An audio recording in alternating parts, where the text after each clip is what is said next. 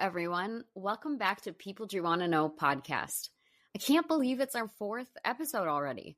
If you haven't yet, please go ahead and subscribe to People Do You Want to Know and share it with your friends. I'm always building out a list of more guests, so sharing the pod is a great way for me to build awareness and bring on more People Do You Want to Know.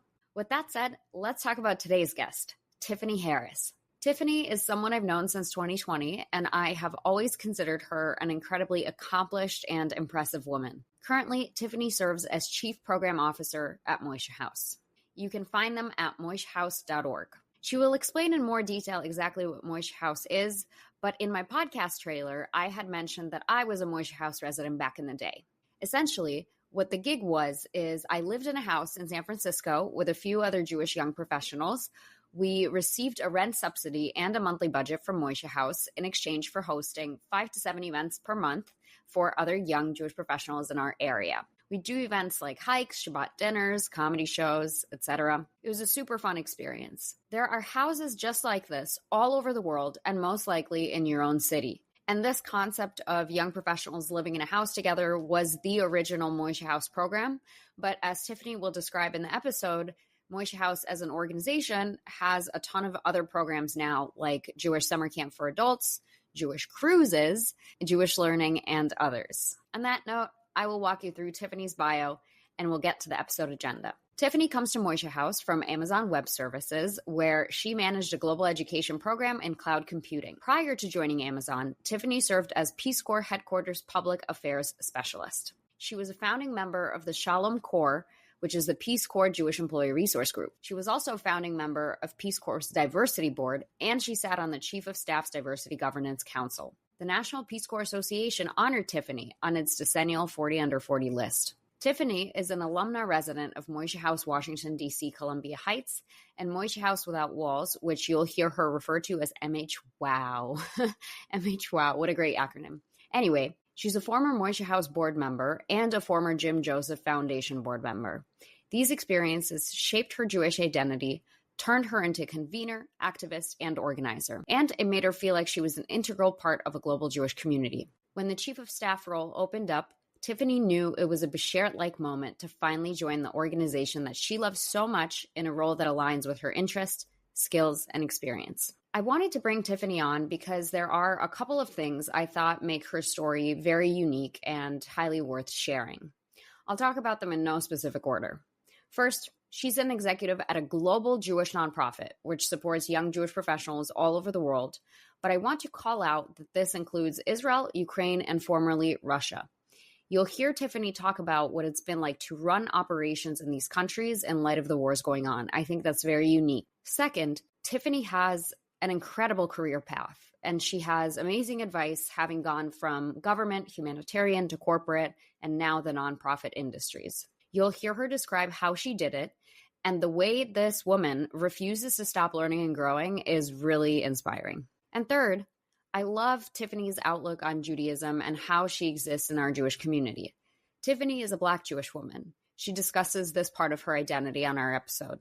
She's also in a multi-faith partnership and runs Moishe House programs for multi-faith couples. Hearing her speak gave me a new sense of appreciation for these paradigms in the Jewish community because my world is very much white, lactose-intolerant Ashkenazi Jew. And as for the rest, you're just going to have to stick around and listen to the episode. Please enjoy.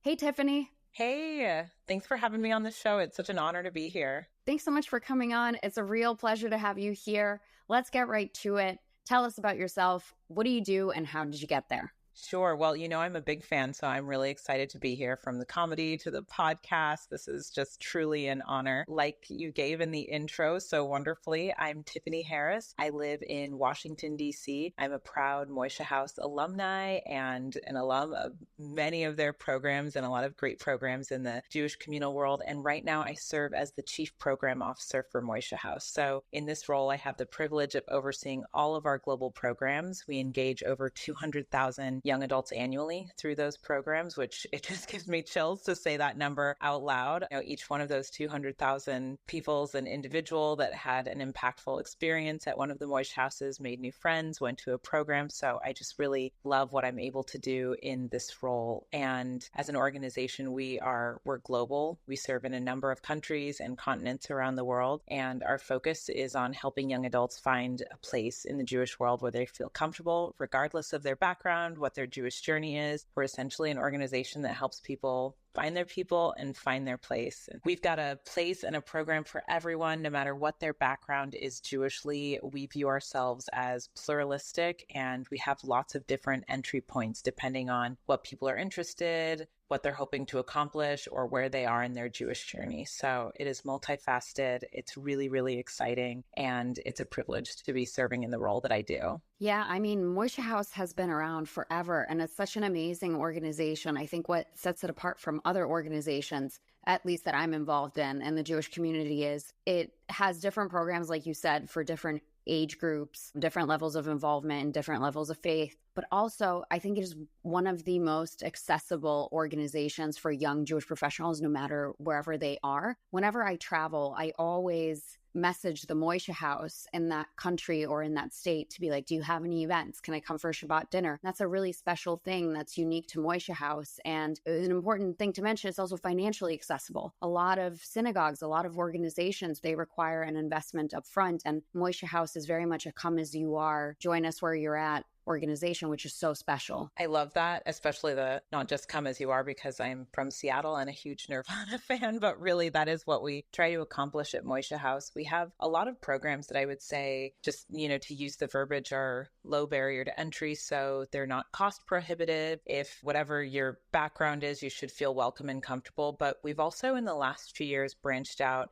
into different types of learning and new modalities. So if you are really learned in terms of Torah and Jewish knowledge, we also have programs and retreats that speak to that audience. And it's not the goal that everybody necessarily gets there, but it's just like, if that's what you're into and that's what you're looking for, we have it at Moishe House. And also, we haven't actually been around that long. It feels like Moishe House has been there forever, but we're really just over 15 years old. So in the span of Jewish communal life, we're still really, really young, but it's amazing to see the impact that we've been able to have. I mean, that's through our staff and through the community builders we serve in such a short period of time. And I really do feel like that we're doing has changed the landscape of how we gather, of how we think about Jewish identity, and all the different ways that people can be involved in that. And last thing I'll say is I do the same thing even when I'm traveling. I travel a lot for my job and for fun. It's really a passion of mine. And I was in Amsterdam last December, and I called the Moishe House. I asked my staff, I was like, give the residents a heads up that I'm going to be in town and I'm going to be calling them. But I still love going to Moishe House programs. I'm like a little old for them now to go as a participant, but it is just the funnest and most inspiring way. So I got to celebrate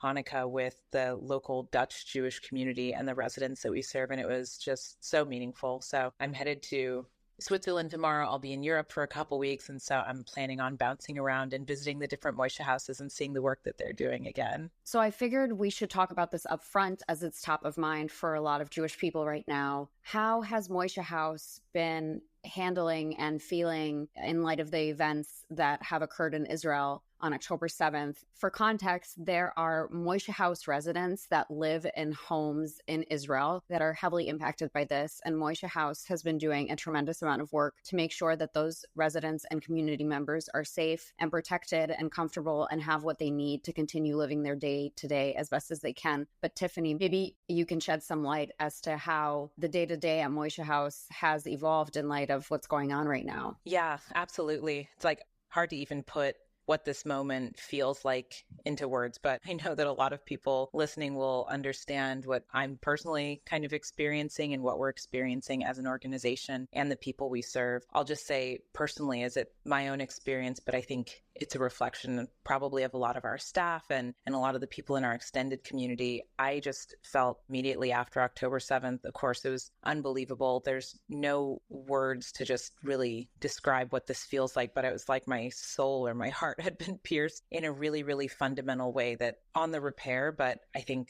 also fundamentally changed. And our staff also really struggled. And As a team, we've been impacted a number of ways. There are people on the team who lost family, friends, myself included. I lost a number of friends. So I had worked in disaster response in one of my previous roles, and I found that this experience was just so hard to be objective in a different way and to really separate myself from the work, because I feel this just obviously like personal love and connection to Israel, to the people of Israel. And we have colleagues and staff and our houses and our community builders there. So anyway, it's been really, really difficult. I remember probably sometime in early November, my partner woke up in the morning because I'd been having these nightmares, and he was like, okay, so tomorrow only dreams about happy Jews, okay? I'm like, yeah, okay, easier said than done. But so sleep's gotten a little bit better, but the work is still really ramped up. We have a number of houses, and I would say Moishe House Without Walls hosts and staff who are in Israel right now. A number of our residents and our MHWOW hosts around the world really are serving in reserve duty. So we have people who are on the front lines protecting Israel. And we know that's happening on both the northern and southern borders. So that, I mean, we're incredibly proud of them, but also I feel a little bit like a dead mother, and I'm worried sick every single night. And that, like it does in larger Israeli society, puts a strain on the houses that are still running programs or trying to run programs, you know, without that member of the house. So we've been providing some financial support there to help ease that burden. And, you know, a number of our houses in Israel, we have a huge RSJ population. So these are houses that are made up of Russians and Ukrainians and people from the former Soviet Union who are very recently also escaping the trauma of war and find themselves in Israel going through this experience. So it's been really, really difficult. I will say we're so lucky at Moishe House. I think right now somewhere around 25% of our staff are either rabbis or Jewish educators, and just the need for pastoral care right now is huge. I will say, although this work experience is different because I'm so emotionally and personally invested in Israel in a way that's not like when I was dealing with a tsunami in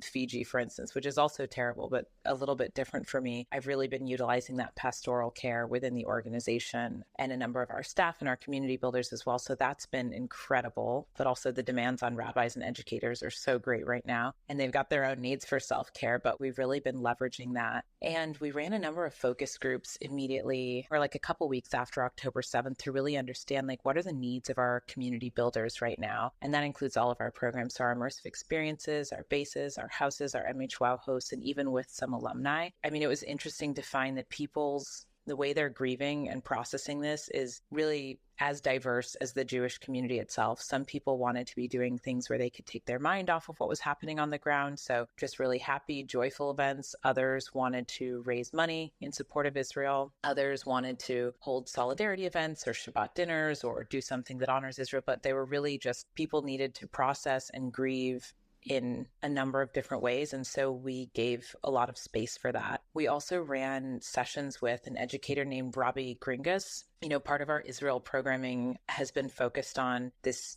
dialogue and giving people the tools to understand and appreciate and discuss Israel in all its amazing and beautiful complexity, including the history and, you know, the current political situation. And so we're doing a lot of those trainings and discussions. We also had a training, this has been happening for the last 2 years, but it's an organization called the Constructive Dialogue Institute. So we give people the tools and training to have complex discussions that don't necessarily end in agreement, and to share diverse opinions in a respectful way that approaches the dialogue with curiosity and comes from a place of learning. It's very Jewish and it's very on brand for Moishe House and very much in the style of Havruta. People don't necessarily have to agree, but they bring their thoughts respectfully and approach things with the mindset of curiosity and of learning. And so we've really been focused on those areas since October 7th. Yeah, we're in the, what I like to call the messy middle right now. Some people are kind of ready to step out of that Shiva period. Others are still really in the moment. And we serve a huge and diverse community, and we want to give space for all of those experiences that people need right now. Thanks so much for sharing that. And it's really sensitive for me, I would say, because there are Moishe House communities in Russia and Ukraine, and Moishe House made the difficult decision to stop operating houses out of Russia. And interestingly, I had friends that when the war started in Ukraine, they were Russian friends that made a decision out of principle to leave Russia and to make Aliyah to Israel. And so they left their lives None of them know Hebrew. They don't necessarily know English well. They literally uprooted their lives and immigrated to Israel, going through the challenging process of Aliyah, only for the war in Israel to start a year later. And so these poor people can't catch a break. And Moishe House is amazing in that regard, because I think there is a lot of support for these people. But I wanted to pick your brain about those houses that were in Russia. What was the process of leaving Russia, and how was Moishe House able to come to that decision? One thing I'll add is the people I knew from the Russian houses, they were the most talented Moishe House residents I think I've ever met. Those houses put together the most exquisite and elaborate events for young professionals in their community. They're incredibly talented event planners and organizers. All of their events were full of depth and education, and it's such a shame that Moishe House couldn't continue to safely operate those houses out of Russia. I hope that one day these community members can find a way to continue to share their talents, because they are super talented young Jewish professionals that are meant for these resident positions. Yeah, I would agree with everything you said there. And this, I hate to even call it a decision, because in a sense, we were really forced into this position. And I'll say, yeah, our Russian community builders, our MHWOW hosts, the residents, staff, all of our alumni, they are so incredible. They're some of the most dynamic people I've ever met in my life. And also just like super stylish with amazing music taste and great dance moves and so much fun. This whole process was all the more difficult because we had a conference in Belgrade over the summer, and we were able to bring our European community builders together with our Russian community builders. And I just fell so in love with this community and all the people we served there. We had a house in I'm totally going to butcher this name, but Yekaterinburg, and all the way over in Siberia to St. Petersburg and Moscow. And they're just amazing. So at the start of the war, well, this didn't really happen. This was after the war had started, but there was a policy that was enacted in Russia called the Foreign Agent Law, or loosely translated, it's called the Foreign Agent Law. And that law requires anybody who is involved with a U.S. organization or, organizations of a state that's deemed to be adversarial to Russia, that they have to register with the government. So that would include our community builders, unfortunately, because our organization is based in the US, and that just puts our community builders at such great risk.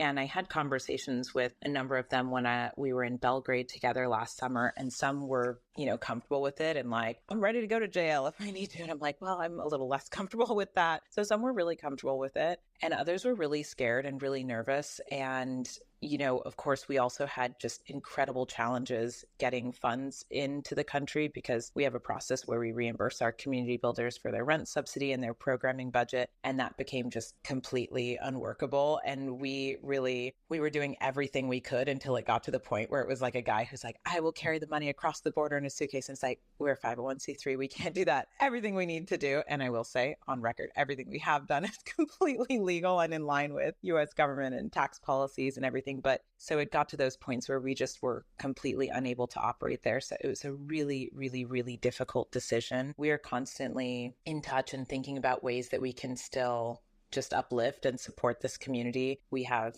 special scholarships available if they can come to a retreat that's taking place in another country. Of course, I know that's super difficult with the visa situation, but we're really trying to think of creative ways we can still support and continue to grow the amazing leadership that's on the ground there. We had a number of community builders that left and went to Israel or went to Canada, a bunch of places. And the people who stayed there, they stayed because they really believe and want to invest in this country that they were born in, that is in so many ways amazing, even though we're in this politically difficult time. One young woman is a teacher, and she's I want it to be me that's teaching the next generation of Russian kids and not someone else. And however we continue to support these incredible individuals and build on the investment that was made in the Jewish community in Russia over the last few decades, we will continue to do so, as long as we're able to do it legally and in a way that doesn't put our community builders or our organization in jeopardy. And the other piece I'd like to add is I was a desk officer at Peace Corps headquarters for a number of years, and I covered a bunch of different posts in the Caribbean and in Latin America. And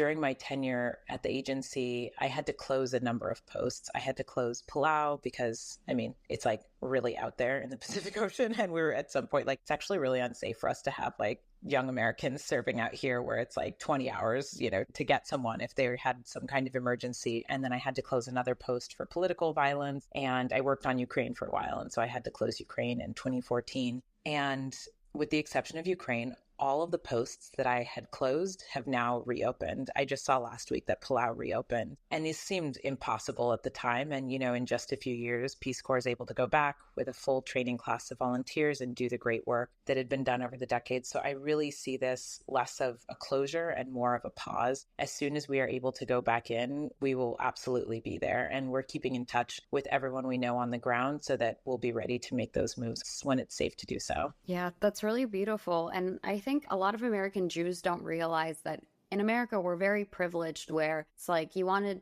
be reform, be reform. You want to be pluralistic, be pluralistic. You want to be conservative, be conservative. And in cities like New York, choose from 40 different young professionals groups or 20 different synagogues within a 3-mile radius. But in places like Russia and Ukraine, it's just Chabad. There's nothing else. So when Moishe House came in and opened up these houses, it for the first time made being Jewish cool, and there was no pressure to be religious, and people who otherwise were kind of ashamed or hiding their Jewish identity in Russia and Ukraine could now feel really empowered to do it, and they didn't feel uncomfortable about it. They had a bunch of friends there that were in the same boat with them. That was really beautiful. So I too hope that, God willing, if things settle or if things become better, that Moishe House can return to Russia and also open more houses, because it makes a huge difference for the Jewish people there. Amen, amen, amen to all of that. One of the amazing things that Moishe House does, and it's become this just incredible trend in the Jewish community, hopefully soon the global Jewish community, but that I really, really love, is it's through Moishe House that I really came to learn that there are a multitude of ways to live a meaningful Jewish life and to express your Jewish identity and your love of Judaism and different ways to learn. So one of the things we see with our houses around the world is just people who love Judaism, they identify as Jewish, and they might not be particularly observant, or their observance is different than whatever is accepted in mainstream Judaism. And there's a place for them at Moishe House. And not only is there a place for them, we also give them active leadership positions. We give them training if they want to run a retreat. We get the most creative retreat topics. And I'm like, I didn't know there was a connection between astrological signs and Judaism.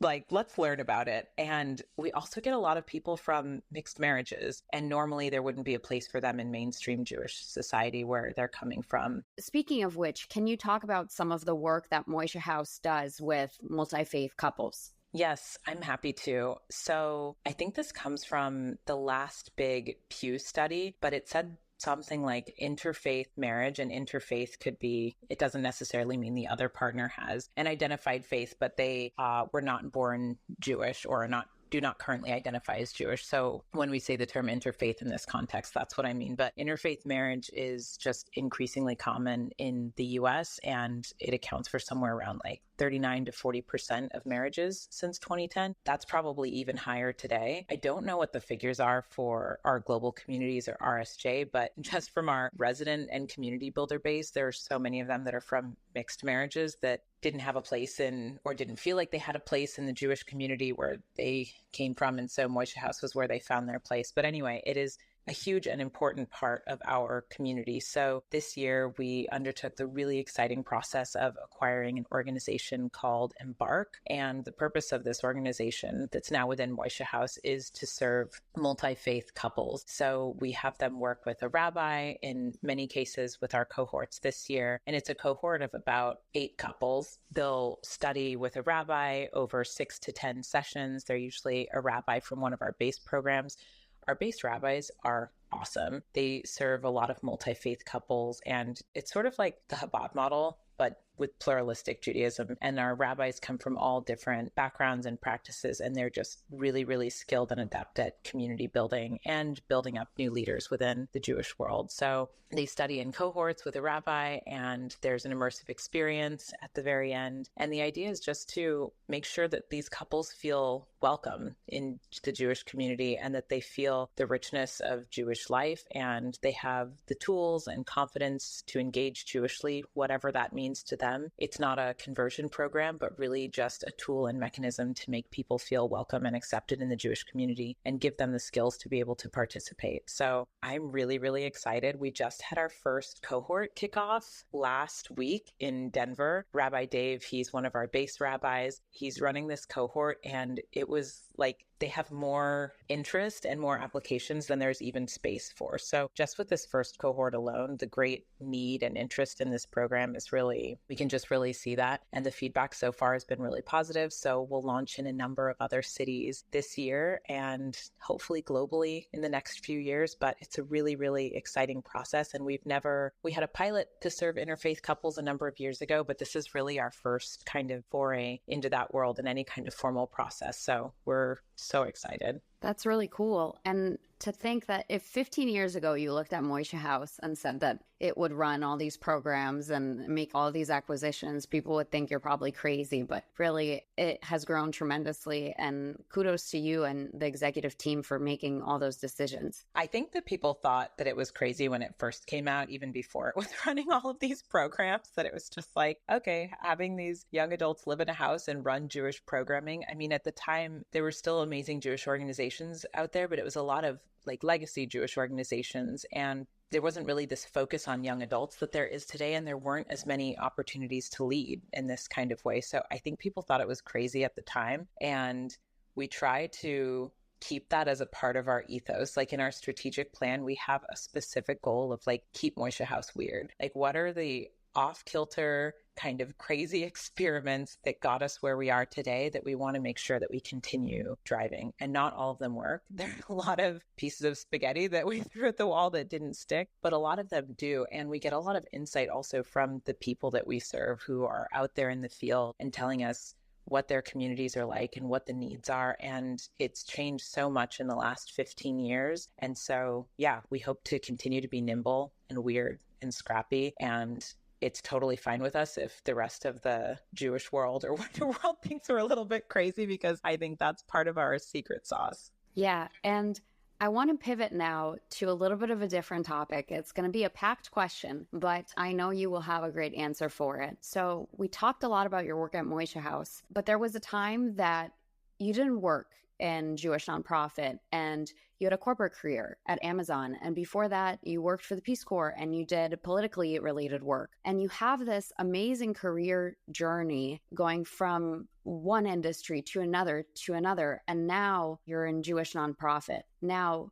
another dimension to add to that is you're also a Black Jewish woman. So your perspective on the Jewish community and your experience in the Jewish space is different from what I think most American Jews experience. So I wanted to ask you to tell us a little bit about that story and how you had this full circle moment coming to Moishe House and the journey of your career, your experience as a Black Jewish woman, and also how you were able to secure an executive level role. I think that's incredibly impressive. And there are a lot of people listening to this podcast that also aspire to be an executive one day. So walk us through that journey and what you've learned along the way. Yeah, it's a great question. I will say I'm really thankful for the perspective that I've been able to gain because of my background, which is just something I was born with. I feel lucky to have been born Jewish. I think that it's something you have to work for and intentionally choose every single day, but it feels like a blessing to be born Jewish. And I think that it's an equal blessing that my dad is Black and I have an identity as a Jewish woman and also a Black woman and an American and all of these different things. And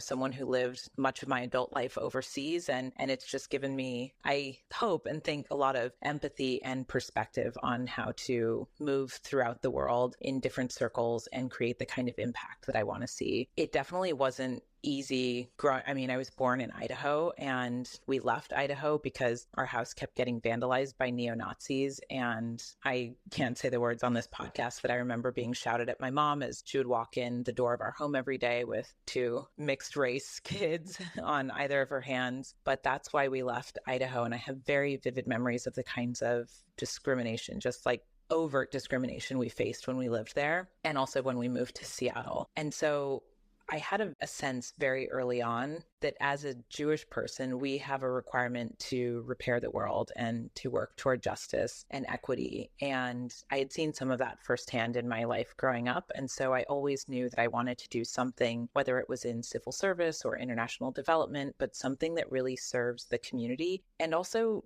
does some work to ensure that people, kids, Black Jewish kids, regular Jewish kids. I guess there's no regular Jewish kids, but that people wouldn't have the same experiences that I had growing up, that it would be a more accepting, tolerant, and loving world for them. And so that's really what I've dedicated my life and my career around. And it has not been a linear path, but keeping that as my sort of North Star has really led me on all of these different experiences. And so the thing I've kept focus on are my core values around justice, around repairing the world, around democracy is also in there. There are a few others. Around community has been what's led me to these different opportunities. So I talk to a lot of groups of young people in college and high school, and I always tell people to identify like, what is your 10, 20, 30-year goal and those core values that drive you? And I always just go through this process. I audit this usually like every 1 to 2 years, but they teach you this at Amazon, like the work backwards method. So I take my goals and my values and I continue working backwards. And I say, am I in the place that I want to be, both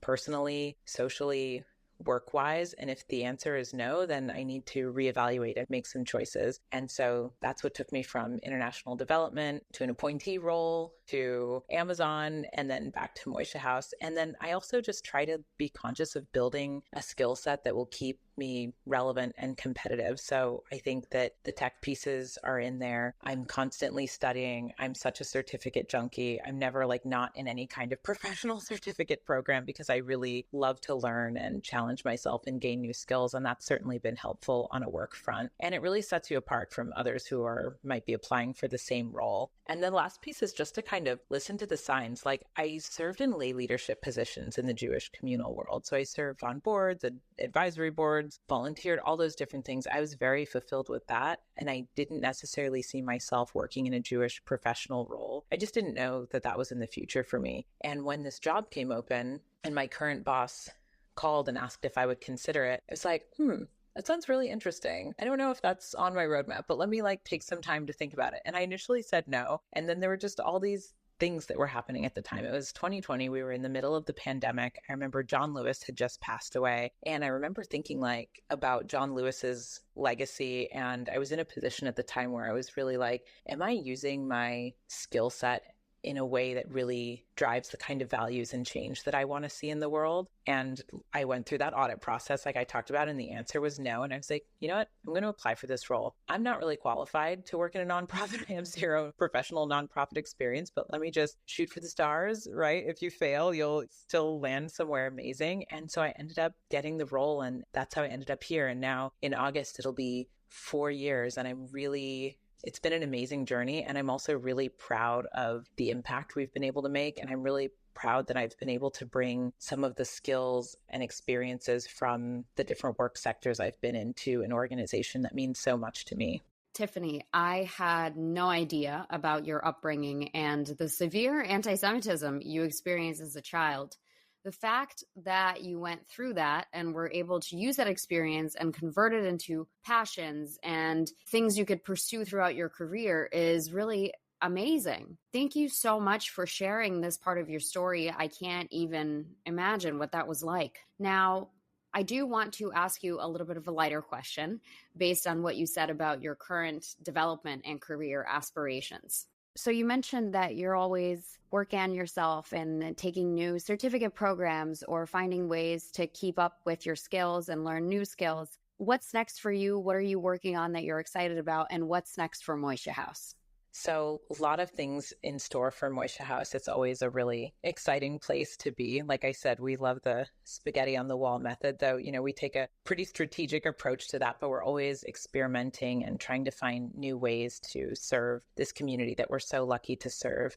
And really, when I think about the future of Moishe House, I want this to be the most exciting place to be, not just in the Jewish world, but in the world in general for young adults. For me, when I was a resident and an MHWOW host, I had a funner time than I had in college, in grad school, in high school. It was just, I met the best friend, like people that I'm still really, really close with.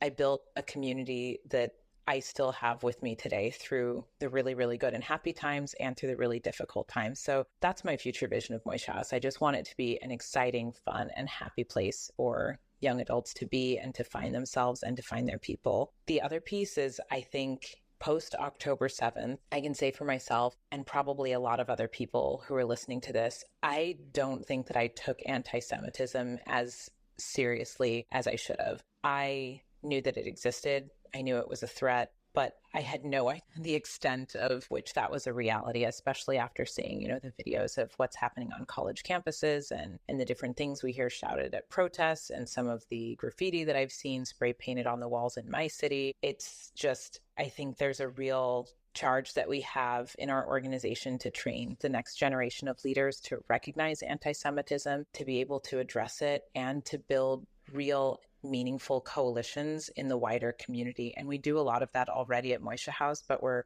putting a name and a strategy to it. And I think it's of critical and unfortunately growing importance, but that's something that we're also really focused on right now. The other piece, I just want to talk a little bit about Jewish joy. I want Moishe House, as I said, to be this exciting, fun, and happy place for young adults to find themselves, to build their Jewish identity, and to build a community. And I think it's really important, especially in a time like this, a time of heightened anti-Semitism, post-October 7th, where Israel and the Jewish world is really changed, that we continue to showcase Jewish joy and Jewish pride and the importance and value of being together in community around other Jewish people and making people feel comfortable being Jewish and just being really proud and out there and happy about that. I think, or we as an organization think that that's so important. And so that's something we're also focused on. We're going to be going through a big rebrand. So there's a lot of, I know, super exciting. There's a lot of work, but a lot of really fun, exciting pieces coming with that. So stay tuned, more to come there. But we're really transitioning ourselves from being, our name is Moishe House. And when we first started, just over 15 years ago, we were houses,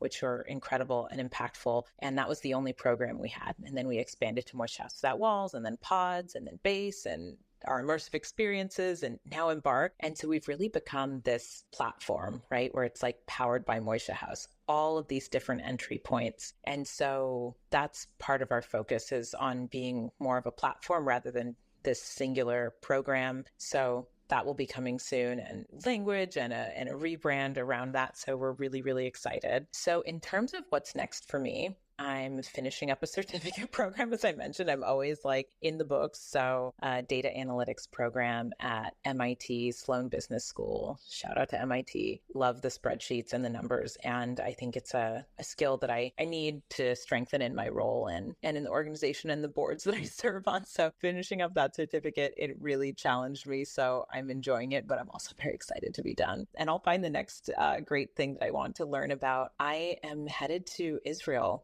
next month. So it'll be my first time going there. Again, since the events on October 7th, I think it's really important that for anyone who feels ready or able to go and be there on the ground and be with the people of Israel for support, but also to bear witness to what happened and really understand the realities on the ground and be in community with other Jewish people. So I'm going to be doing that. And I'm really focused on growing and strengthening the programs that I'm so lucky to oversee. I have a really strong staff that I feel lucky to serve and equally challenged by. They really raised the bar in terms of my professional abilities. So I just feel happy and supported in that sense. And who knows what else? I still, I did my annual audit process that I talk about. And this role for me is still squarely aligned with my goals and my core values. And so I'm very, very happy here, but I'm also growing that next generation of staff leaders to hopefully take on my role in the next few years. And so there's more to come in my side life. I'm very involved in politics and organizing. So there might be a future there. We'll see. But yeah, a lot of exciting things to come, particularly in Moishe House. Amazing. And as we wrap up the episode here, I wanted to ask, what are some words of encouragement that you can give to young Jewish professionals right now who are not only struggling with the events that are affecting Israel and the Jewish community, but also navigating changes in their lives in this very difficult job market, okay, that's happening right now, and trying to figure out their careers and also finding ways to connect in the Jewish community? Absolutely. I always just make a plug for come work at Moishe House, apply for a role, check our website. I'm sure everyone who comes on the podcast says that, but come work for us at Moishe House. Go to a Moishe House program, connect with a Moishe House Without Walls host, go to a base. We are literally like in almost every corner of the world. If we're not in the corner of the world where you live, like we should be. So connect with us and tell us what you're interested in. So I would say get further involved, especially when I was in my, well, even still, in your 20s and 30s, if you have the capacity and the bandwidth, I feel like it's really the time to just put the foot down on the pedal. Or I used to always say like put gasoline on your career, but it sounds like it's like burn it up. But it's like really like this is the time to really grow your skill set and drive as far and as fast as you can in your career. That's the advice I always give, and that's the approach I took. It's not for everybody, but if you have the capacity and the interest, I would say do that and continue to keep yourself competitive. And how can people connect with you on social and learn more about your work?